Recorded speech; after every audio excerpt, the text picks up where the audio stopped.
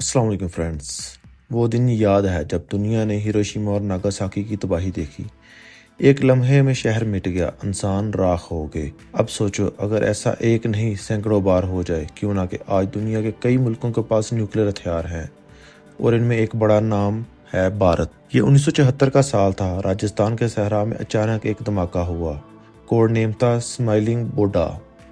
بھارت نے دنیا کو بتا دیا کہ ہم نیوکلیر طاقت ہیں، مگر یہ صرف آغاز تھا۔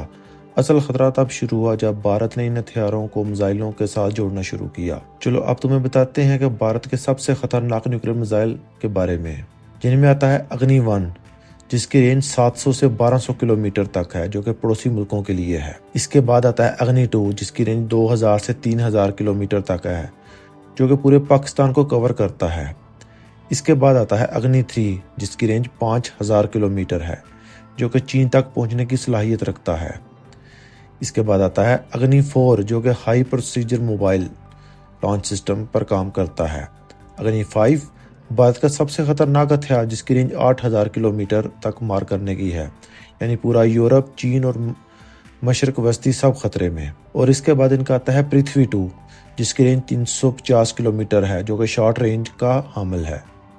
اور اس کے بعد آتا ہے K-15 اینڈ K-4 سبمرین سے فائر ہونے والے میزائل، جو کہ سمندر کے نیچے سے کب حملہ کیا اور کب سمندر کے نیچے واپس چلے گئے۔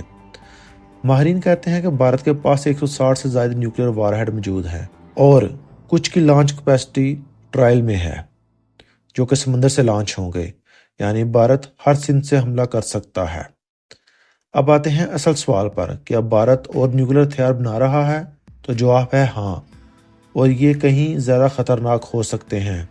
جیسا کہ بھارت اس وقت اگنی 6 پر خفیہ طور پر کام کر رہا ہے اور سننے میں آ رہا ہے کہ اس کی رینج 10,000 کلومیٹر سے زائد ہوگی، یعنی امریکہ تک، اور یہ MIRV ٹیکنالوجی کے تحت کام کرے گا، یعنی کہ ایک میزائل اور کئی نیوکلیر وار ہیڈ، یعنی کہ ایک ہی وقت میں کئی شہروں کو نشانہ بنا سکے گا، اور اس کی سپیڈ ہائپرسونک ہوگی، جو کہ آواز کی رفتار سے 5 گنا تیز، اور اس کو روکنا ناممکن ہوگا۔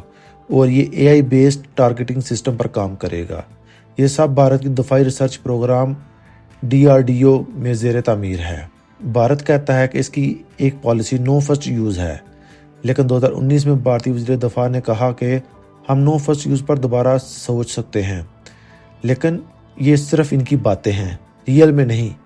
جیسا کہ آپ نے پیچھے دیکھا کہ پاکستان کے اوپر انہوں نے پہلے حملہ کیا، تو جواب میں ان کو منہ کی کھانی پڑی۔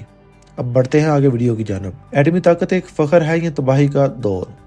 دنیا اسے طاقت سمجھتی ہے، مگر حقیقت میں یہ ایک بٹن کی دوری پر موت ہے۔